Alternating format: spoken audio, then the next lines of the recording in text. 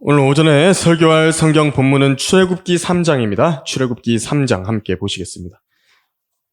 출애굽기 3장 7절에서 10절까지 말씀입니다. 물론 오늘 설교는 이제 전체적으로 3장과 4장에 걸쳐서 하려고 합니다. 이제 오늘 본문은 7절에서 10절까지 읽도록 하겠습니다. 주께서 말씀하시기를 내가 이집트에 있는 내 백성의 고통을 분명히 보았으며 그들의 공사 감독자들로 인한 그들의 부르짖음을 들었나니 이는 내가 그들의 슬픔을 알미라. 보시고 또 들으시고 아셨습니다.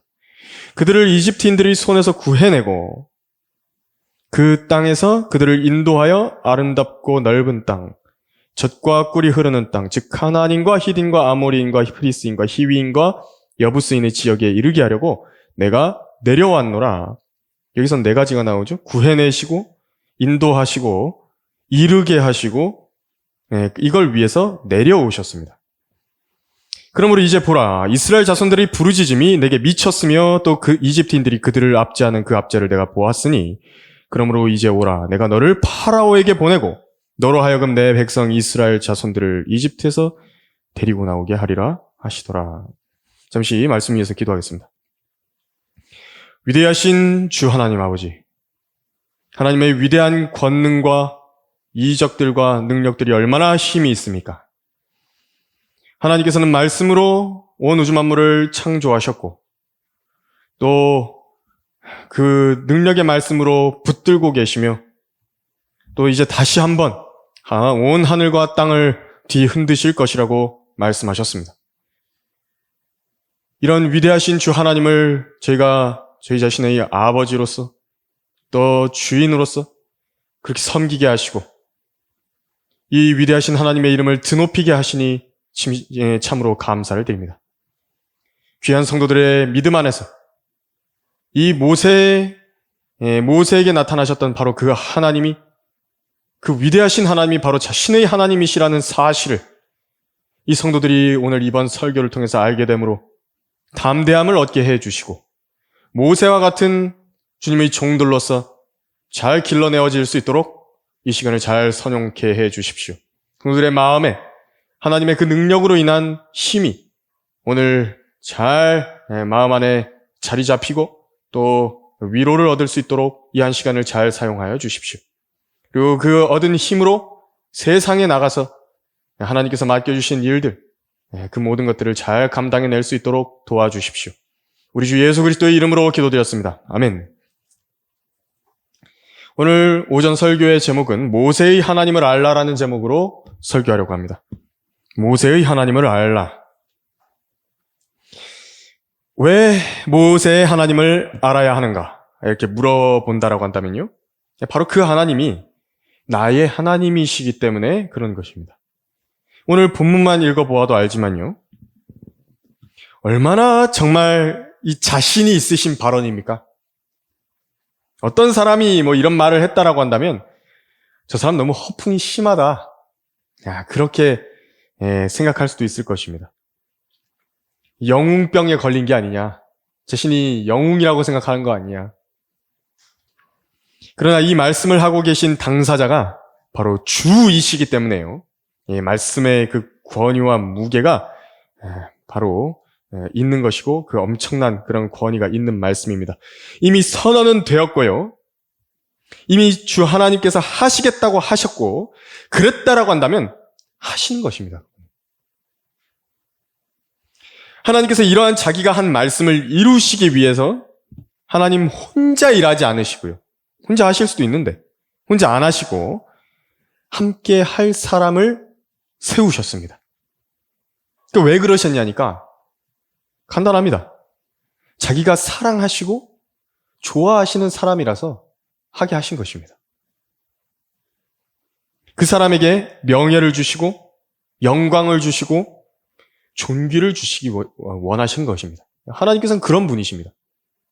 자기가 사랑하는 사람한테 그렇게 해주고 싶다고. 그래서 모세를 세우신 것입니다. 지금 이 교회 시대에는요, 각 지역 교회로 부르신 여기 계신 성도분들 개개인을 바로 믿음 안에서 굳게 세우시고 또 부르신 것입니다. 하나님께서는 자신의 사랑하는 종들을요, 모세처럼 만들기를 원하십니다. 전부 다요.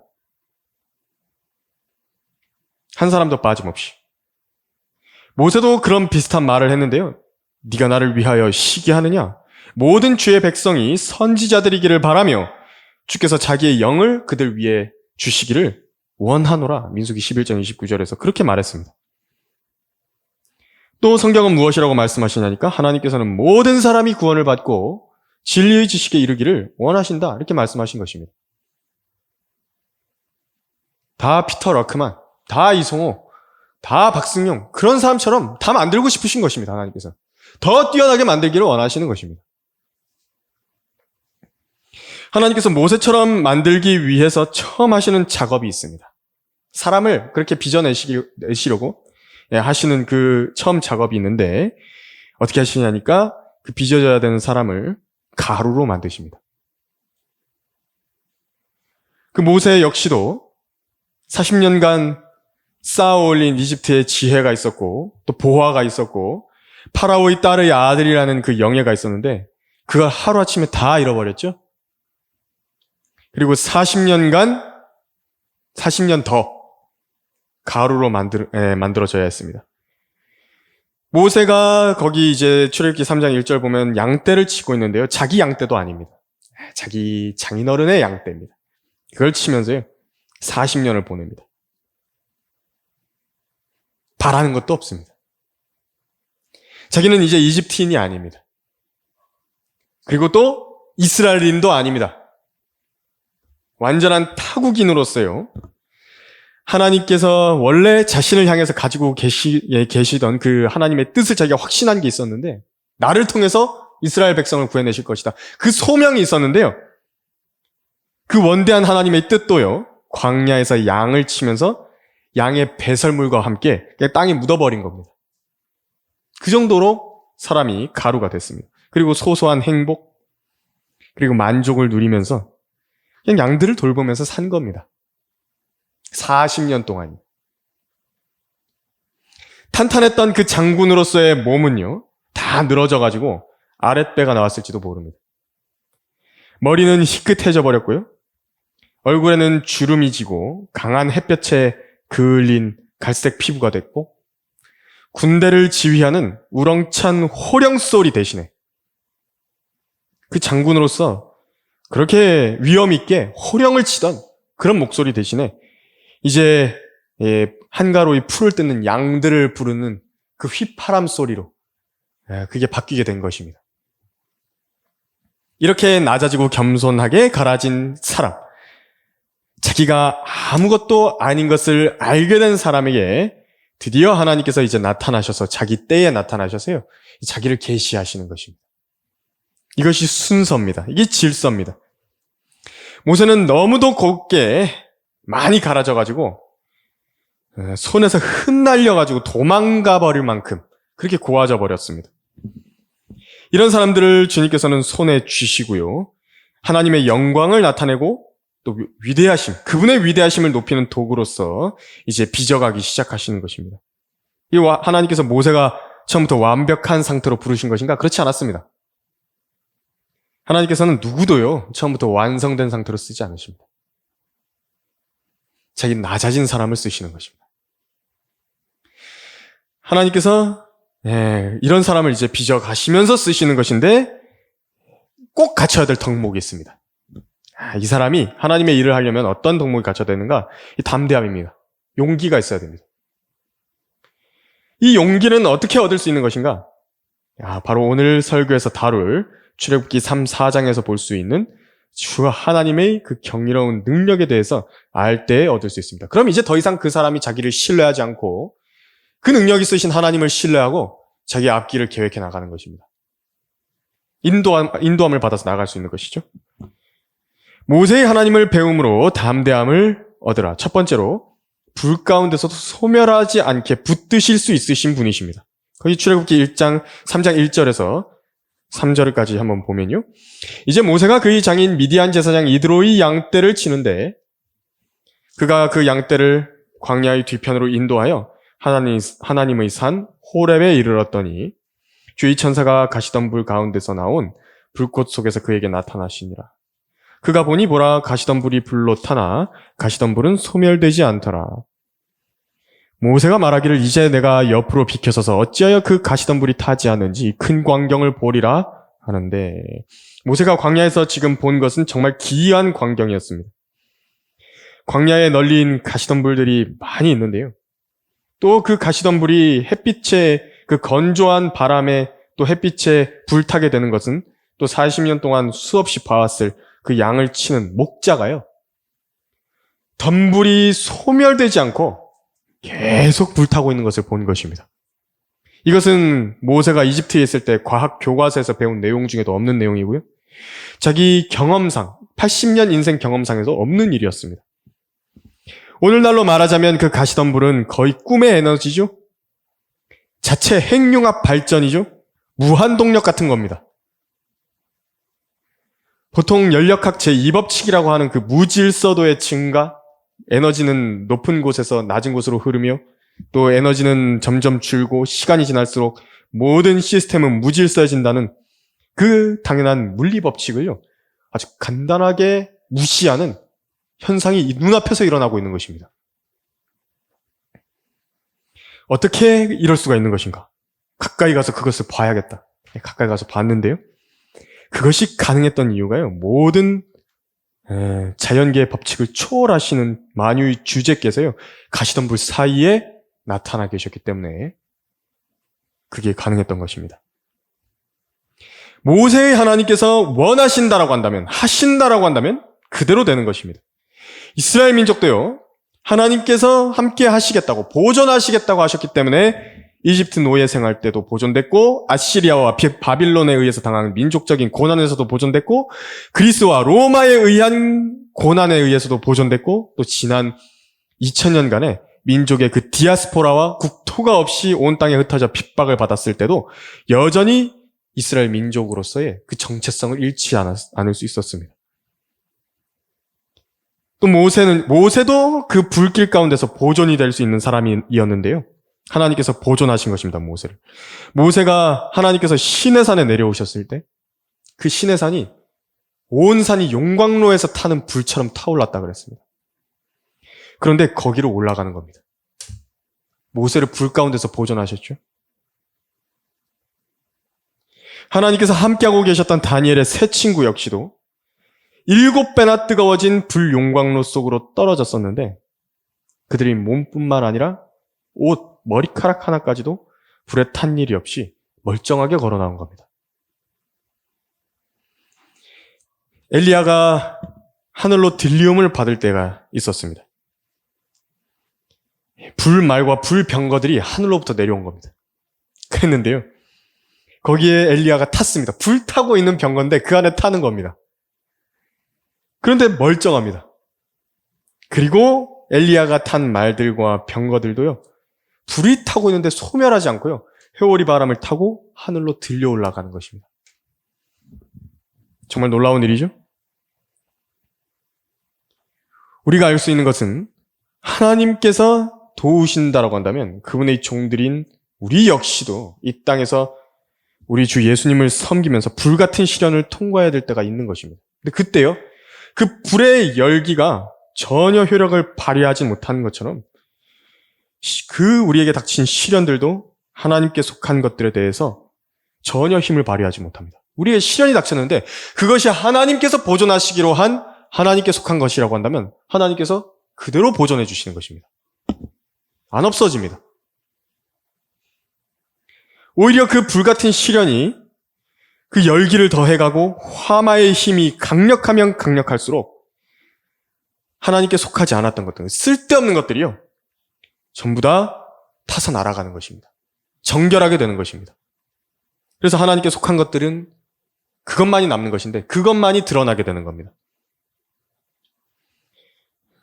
세상도 세상의 정욕도 사라지지만 하나님의 뜻을 행하는 사람은 영원히 거하느니라. 하나님의 뜻을 행하는 자는 영원히 거하느니라. 베드로전서 1장 6절에서 7절에서 뭐라고 말씀하시냐니까, 그러므로 필요하다면 너희가 여러 가지 시험으로 잠시 슬퍼할 수밖에 없지만 그것을 크게 기뻐하는 것은 너희 믿음의 시련이 불로써 단련될지라도 없어져 버리는 금보다 훨씬 더 귀하게 되어 예수 그리스도께서 나타나실 때에 칭찬과 존귀와 영광을 받게 하려 함이니라 고 말씀하신 것입니다. 그래서 성도들의 생애에서요, 하나님께서 개개인에게 짧거나 오랜 기간에 그 불같은 시련을 허락하시는 이유가 있습니다. 그게 바로 이 이유 때문에 그런 것입니다.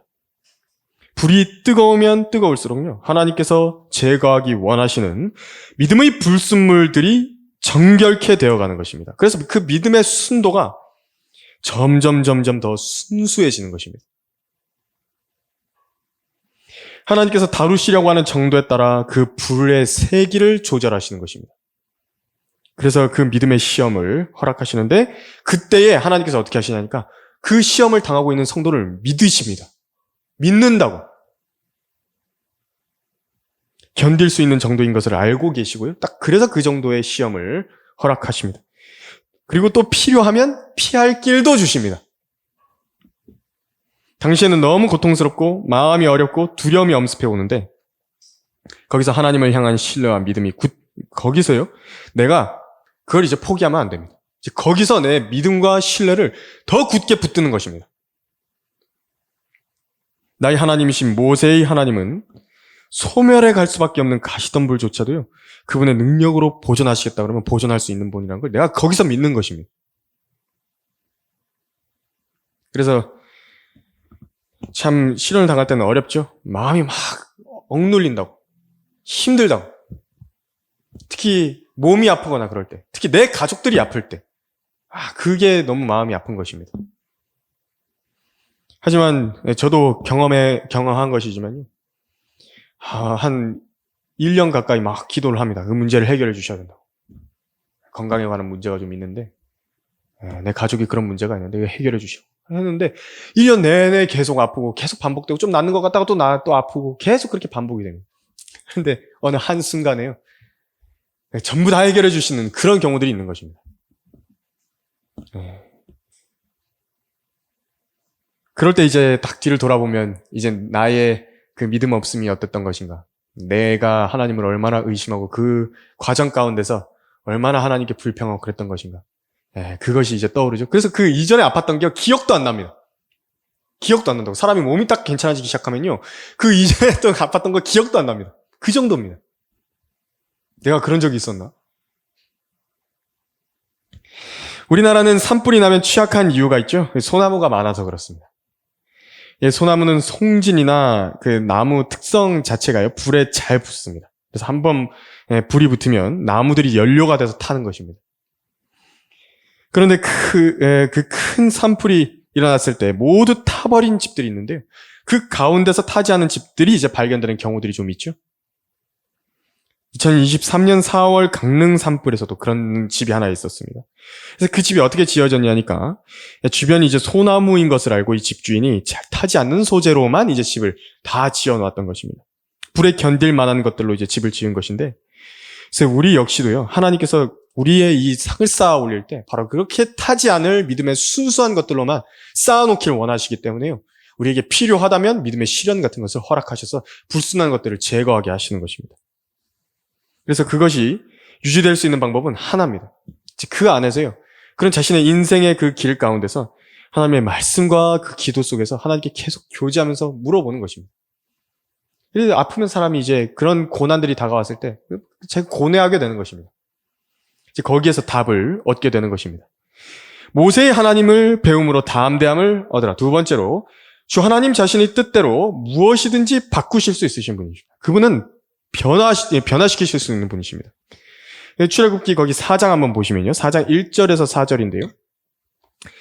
모세가 대답하여 말씀드리기를, 그러나 보소서 그들이 나를 믿지도 아니하고 내 음성이 경청하지도 아니하리니 그들이 말하기를 주께서 내게 나타나지 아니하셨다 하리이다 하자. 주께서 그에게 말씀하시기를, 네 손에 있는 것이 무엇이냐 하시니 그가 말씀드리기를 막대기니이다 하더라. 주께서 말씀하시기를 그것을 땅에다 던지라 하시기에 그가 그것을 땅에 던졌더니 그것이 뱀이 된지라. 모세가 그것 앞에서 피하더라. 주께서 모세에게 말씀하시기를 이것을 손을 내밀어 그 꼬리를 잡으라 하시기에 그가 손을 내밀어 그것을 잡으니 그것이 그의 손에서 막대기가 되더라. 6절, 7절도 한번 보시면요. 주께서 그에게 또 말씀하시기를 네 손을 지금 네 품에 넣으라 하시기에 그가 자기 손을 품에 넣었다가 꺼내니 보라 그의 손이 문둥병에 걸려 눈처럼 되었더라. 주께서 말씀하시기를 네 손을 네 품에 다시 넣으라 하심으로 그가 그의 손을 품에 다시 넣었다가 품에서 꺼내니 보라 그의 손이 그의 다른 살과 같이 되었더라. 9절에서도 나옵니다. 만일 그들이 이 두 표적도 믿지 아니하고 네 음성에 경청하지도 하지 아니하면 너는 강물을 떠다가 마른 땅 위에 부으라. 네가 강에서 떠온 물이 마른 땅 위에서 피가 되리라 하시니라. 이 기적들은 이 사람의 눈속임이나 환상이라든지 마술, 마법 따위가 아니었습니다. 사람들의 그 악한 속성은 뭐냐니까 하나님께서 기적들에 대해서 보여주지 않으시면요. 하나님을 믿지 않겠다 이렇게 말하는 겁니다. 하나님께서 초자연적인 일들을 보여주면 내가 믿겠다 그렇게 이야기합니다. 또 한편으로는요. 기적을 보여주셨더라도요. 그 초자연적인 하나님의 능력이요. 그 하나님의 능력이 아니라 어떤 속임수다 이렇게 생각해버리는 것입니다. 이건 지어낸 일이다 그렇게 생각해버리는 것입니다. 뭔가 트릭이 있겠지 이런 식으로. 여러분들은 그래서는 안 됩니다. 지금 읽었던 이 내용에 대해서 하나님께서 자신의 권능과 이적을요 모세에게 임의로 주신 부분입니다. 그래서 양을 칠 때 쓰는 그 나무 막대기인데 그것을 모세가 땅에다가 탁 던졌더니요 살아있는 뱀이 됐답니다. 요즘에야 뭐 하도 그 할리우드 영화라든지 컴퓨터 그래픽이라든지 이런 것으로 이적들을 흉내내면서 만들어내니까 별로 대단하지 않은 것까지 같이 느껴질 수도 있지만요. 하지만 생각해 보십시오. 막대기는 무생물 아닙니까? 이것도 나무 아닙니까? 저 앉아있는 의자들도 나무 아닙니까? 그런데 하나님께서는 현실 세계에서 막대기를 척추와 뼈가 있고 근육이 있고 순환계, 신경계, 소화계가 있는 뱀이 되게 하셨다는 겁니다. 오랜 시간이 걸렸는가? 그렇지 않습니다. 눈 깜빡하는 순간에 그렇게 땅에서 막대기가 뱀이 돼버린 것입니다. 그러니까 하나님의 그 역사라고 하는 것은요, 이 유기체, 무기체 가리지 않습니다. 하나님께서는 하실 수 있는 것입니다. 이 막대기의 기적은요, 모세의 손에서 갖고 있는 것으로 시작됐다라고 말씀하셨습니다. 네 손에 있는 것이 무엇이냐? 거기 2절에서 말씀하셨죠? 우리 주님께서는 오병이어의 기적에서도요, 한 소년의 손에서 갖고 있었던 것으로부터 시작하게 하셨습니다. 베드로 같은 경우는 어떠냐니까 그 손에 그물을 갖고 있었습니다. 그랬는데 그 베드로를 물고기를 낚는 어부에서요, 사람들을 낚는 어부로 바꿔버리신 것입니다. 그 손에 갖고 있는 것으로. 마태 역시도 자신의 손에 카이사를 위한 그 펜을 들고 있었습니다. 그랬는데 그 손에 들린 펜이요, 성경을 기록하는 펜으로 바뀐 것입니다. 바울 역시도 유대교의 열성적이었는데 주님께서는 그 유대인들에게 복음을 효과적으로 전하게 하실 목적으로 유대교에서 경험했던 그 모든 그 바리새인으로서의 경험을요 사용해서 바울을 쓰신 것입니다. 성경 지식이라든지 그 모든 것들을 가져다 쓰신 것입니다. 이렇듯 하나님께서는 각 사람을 부르신 게 있습니다. 그 사람이 구원받기 전에도 갖고 있었던 어떤 특징들이 있는 것인데 그런 것을 하나님께서 그런 재능들을 은사들로 바꾸시고요. 그런 소유들을 바꾸셔서 그걸 무시하지 않으시고 쓰시는 것입니다. 변화를 받는 것이죠. 주 예수님을 위해서 영원히 남게 될 일들을 위해 그 쓰도록 하시는 것입니다. 하나님의 능력이고요. 변화이고 이게 기적입니다. 그래서 아무리 보잘것없어 보이는 것도 내가 갖고 있는 것 중에 하나님께로부터 이전에 받은 것들이 있다고 한다면 그 하나님께서 쓰실 수 있다라고 자신을 드리는 게 그렇게 중요한 일입니다. 또한 모세는 자기 손을요, 이번에 나왔던 이 기적 중에서 품에 넣었다가 뺐습니다. 그랬더니 손에 문둥병이 생겼죠. 그랬다가 또 그 손을 품에다가 넣어서 빼봤더니 문둥병이 낫게 된 것입니다. 문둥병은 난치병 아닙니까? 그런데 주님께서는 그런 어려운 질병 역시도 걸리거나 낫게 하시는 게 사실 아무것도 아닙니다. 우리 주님께는요. 손을 넣었다가 빼라고 말씀하신 것은요, 우리 손에 있는 모든 행위가 있죠. 손의 행사들이 있죠. 이것이 우리의 마음과 어떤 관계가 있는 것인지를 보여주시려고 이 일을 행하게 하셨습니다. 이 속에 마음에 있는 것은 감춰져 있다고 보이지 않는데 그것으로부터 사람의 죄와 악이 발현되어서 내 손으로 나오는 것이고 입으로 나오는 것이고 온 몸으로 나오는 것입니다. 이런 모든 악한 것이 속으로부터 나와 그 사람을 더럽힙니다. 반대로 하나님의 능력에 의해서 마음으로부터 사람이 정결케 될 수 있는데 이것부터가 바로 기적이 되는 것입니다. 마음의 변화를 받는 거 기적인 것입니다. 하나님께서는 바로 이 일에 매우 큰 관심을 갖고 계신 것입니다. 한 사람이 하나님의 말씀을 통해 마음의 변화를 받는다. 하나님께서 바라시는 기적입니다. 하나님께서는 자기 말씀의 능력을 통해서 바로 그렇게 하실 수 있는데요. 마치 모세가 자기 손을 품에 넣어서 하나님 앞에 꺼내서 보여드린 것처럼 하나님께서는 자기 상도들 마음에 있는 것을요, 그대로 꺼내서 하나님 앞에 보여드리기를 원하는 것입니다. 바로 그때부터 시킬 수 있습니다. 그래서 말씀에 의한 물로 그때부터 이제 마음을 씻을 수가 있게 되는 것입니다. 그래서 사람들이요, 성경을 읽을 때 이제 보통 책을 읽는 것처럼 생각하는 사람들도 많이 있지만 성경만큼 그래서는 안 됩니다. 이 말씀은요, 읽는 것 자체만으로도 사람 마음에 작용하는 기적 같은 능력이 있는 것입니다. 이 세상의 유일한 책입니다. 읽는 것만으로도. 또 여기서 우리가 봤던 하나님의 그 위대한 능력 중에서는요, 9절에 나온 대로 모세가 물을 떠다가 마른 땅에 부었습니다. 그게 피가 된 겁니다. 오늘날에는 헌혈을 할 수 있는데 헌혈을 하게 되면 보통 피 300ml 정도 뽑죠. 근데 그게 한 팩이 얼마 정도 하냐니까 5만 원 정도 합니다. 그것은 그냥 이제 유통비용이죠. 피의 가치 자체를 환산한다고 한다면, 돈으로 환산한다고 하면 불가능합니다. 현대의학이라 부르는 것도 육체의 생명인 피를 만들어내는 것이 안 됩니다. 지금 못합니다. 왜냐니까 피가요, 생명체의 일부로 봅니다. 피를요, 현대의학이 뭐로 보냐니까 생명체의 일부랍니다. 그러니까 내 몸의 일부라고. 피 역시도 죽을 수 있고요, 기능이 저하될 수 있습니다.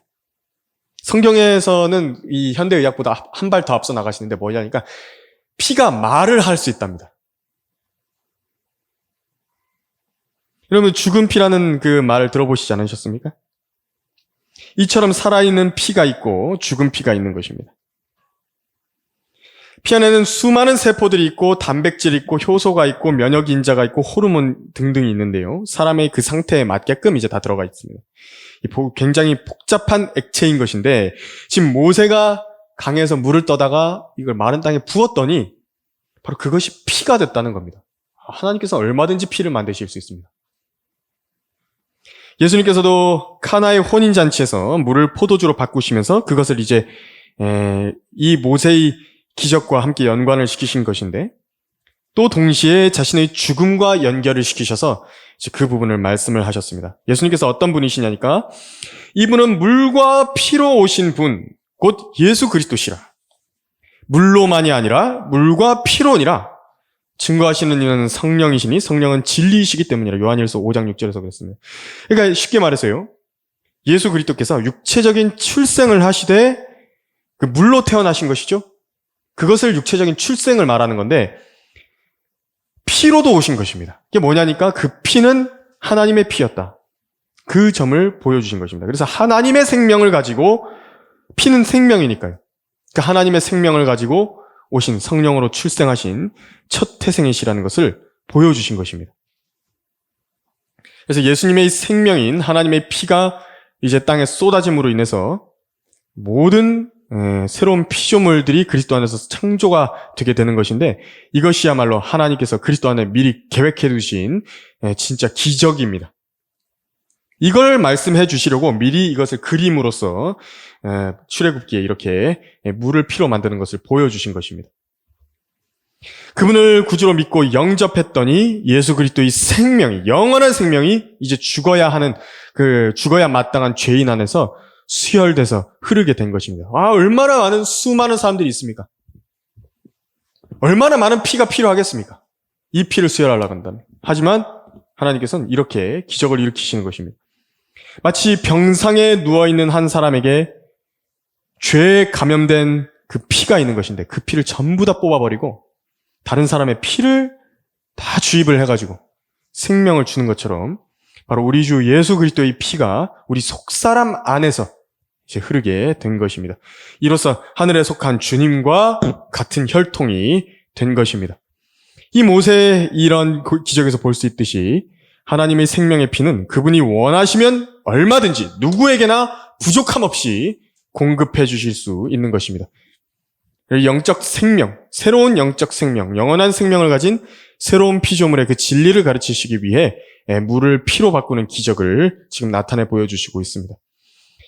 모세의 하나님을 배움으로 담대함을 얻으라. 세 번째로 하나님께서는 모든 것을 미리 아시고 모든 것을 예비하시고 준비하시는 분이십니다.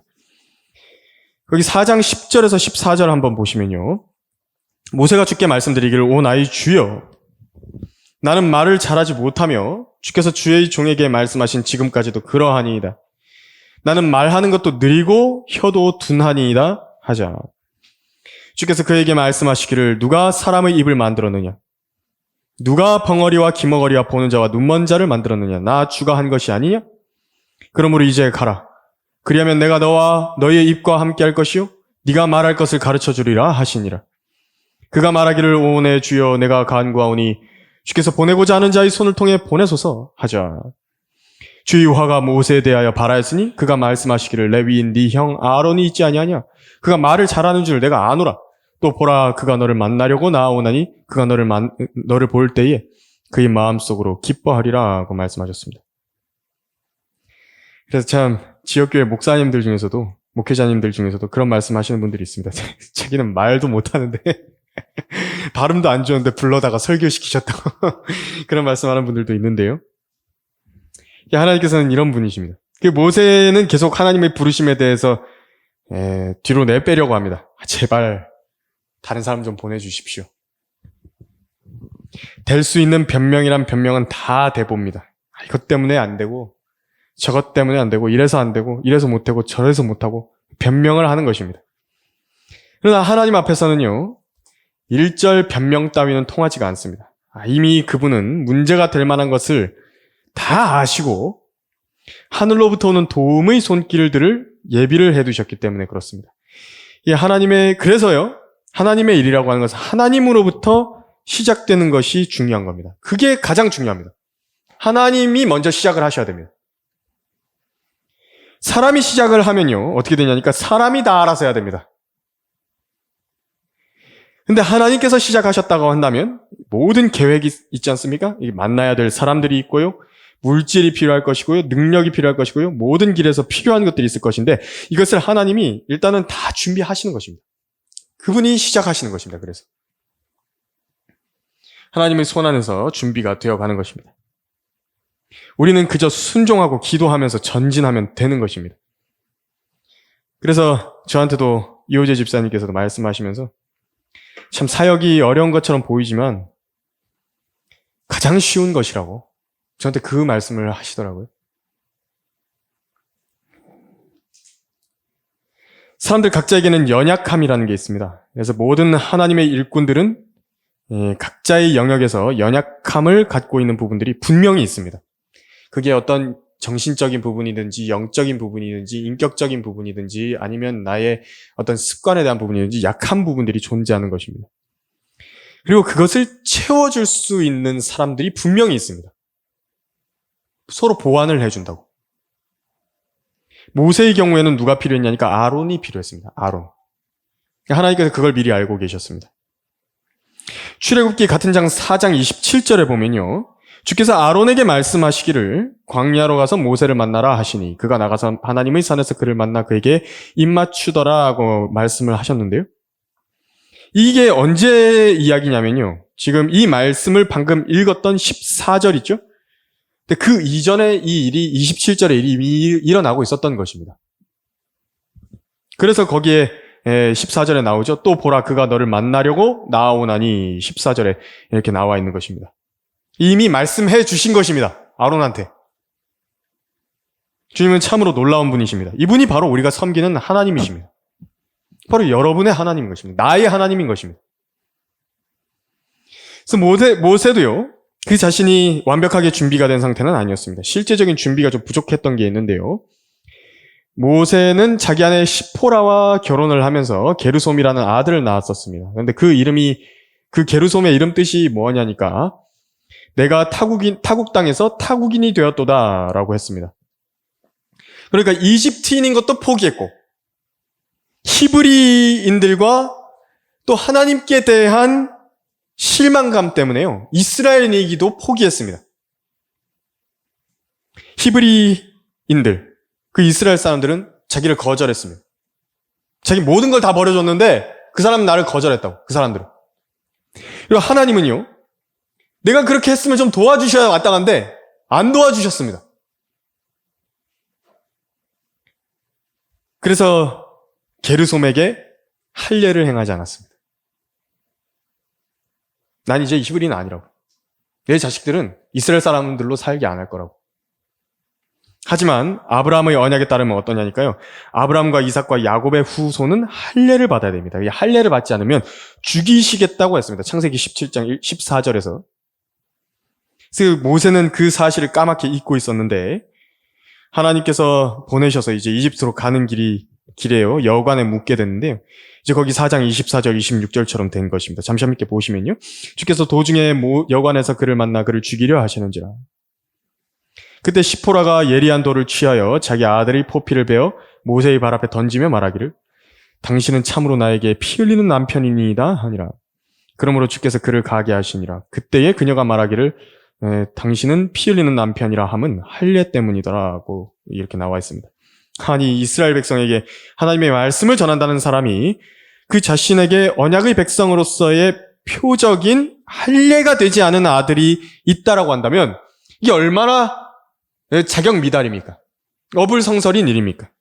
큰 결격사유죠? 그래서 바울도 디모데와 함께 이제 유대인들에게 복음을 전하려고 했을 때 디모데에게 할례를 줄 수밖에 없었습니다. 유대인들한테 다가가려면 할례가 돼야 되는 것입니다. 하나님께서는 이런 모세의 결점까지도 완벽하게 아시고 채워 넣으시는데 잔뜩 심통이 나 있는 모세에게 죽음의 위협을 가해가면서까지 하나님께서 쓰시고자 하시는 그런 사람의 조건을 다 충족시켜 가십니다. 이렇다 보니 전능하신 분이 하나부터 끝까지 다 준비시키시고 능력도 주시고 모든 것을 준비하시고 예비하시겠다는데 13절처럼 모세가 말합니다. 제발 다른 사람 좀 보내시라고. 계속 때를 부리니까 주님께서도 화가 나셨습니다. 14절에 그렇게 되어 있습니다. 보통 이 표현이 나오면 주의 화를 일으킨 사람들은 죽습니다. 그런데 주님께서는 모세에게 자비를 베푸셔서 살게 하신 것입니다. 주님께서도 그래서 인격적인 분이십니다. 사람을 인격적으로 대하십니다. 그래서 화가 나는 것 가지고요. 막 그렇게 뭐라 하시지는 않습니다. 죄를 짓지만 않으면 화를 내되 죄는 짓지 말라 이렇게 말씀하셨는데요. 이렇게 하나님께서는 자기 종들을 대하실 때에 아주 그렇게 어려운 부분들도 이해하시고 또 필요한 부분들도 다 이해하시고 그렇게 자상하게 인도하시는 분이십니다. 그 회사도 좋은 회사에 가면 상사들이 그렇게 인격적이지 않습니까? 하나님께서 그런 사람들보다 못하시겠습니까? 아닙니다. 하나님께서는 그런 분은 아니십니다. 오늘 이제 저희가 창세기 3장, 4장에서 나온 하나님의 이적들을 이렇게 함께 살펴봤는데 이 경이로운 일들을 여러분들 마음속에 잘 묵상하십시오. 그분께서 하시려는 어떤 계획이 있는데 그 계획이 중요한 것입니다. 그러니까 능력, 필요, 어떤 필요한 사람들 이게 중요한 게 아닙니다. 일단 먼저 그게 중요한 게 아닙니다. 계획이 되어 있는가? 하나님께서 그걸 하실 것인가? 그게 중요한 것입니다. 그러니까 하신다고 하면 하시는 것입니다. 하나님께서. 그런데 내가 거기에 그 계획에 들어가 있는 것인가?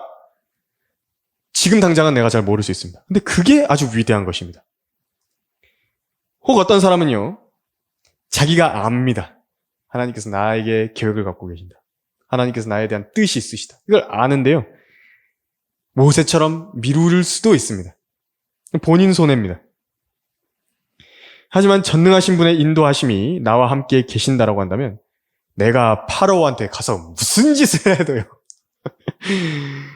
파라오라고 하는 당대의 그 위대한 책, 오늘날로 따지면 미국 대통령 되는 인물 아닙니까? 미국 대통령 정도 되는 인물입니다. 그 당시에. 그런데 미국 대통령이라 하더라도요, 파라오라 하더라도요, 내가 무슨 짓을 해도 하나님의 계획 안에 있으면 안 죽는 것입니다. 내 생명이 보존이 됩니다. 그 사람이 나를 해칠 수가 없는 것입니다. 우리는 그분의 능력과 이적이 드러나는 통로에 불과하고 그분께서는 자신의 영광을 우리에게 일부로서 나누어 주시기 위해서 우리를 부르셨습니다. 사실 안 부르셔도 되는데, 모세의 하나님이셨던 그분이 내 하나님이 되셔서 바로 나를 사랑하셔서 나를 높여주시기 위해서 그렇게 하신 것입니다. 그래서 여러분들 세상에 주눅들지 마십시오. 헌신하십시오. 그리고 두려워하지 마십시오. 담대하고 강건하십시오. 오늘 성경에서 읽어보았던 모든 기적들을 바로 눈 하나 깜짝하지 않고 쉽게 행하실 수 있는 바로 그런 분이요, 나의 하나님이십니다. 우리가 기도해야 하는 것은, 그래서 그분이 나에게 갖고 계신 그 뜻이 무엇냐, 그걸 잘 발견하고 하나님의 경이로운 계획을 실현해놓는 도구로서 나를 쓰시겠다고 한다면 기꺼이 나를 쓰시라고 그렇게 내 몸을 드리는 것입니다. 하나님께서는 이미 다 준비해놓고 계십니다. 이 부족한 상태 그대로 나오더라도 그분은 받아주시는 것입니다. 하나님의 위대한 부르심에 자신을 드리겠다고 결심을 하고 여러분의 몸을 그렇게 바치시길 바랍니다. 기도하겠습니다.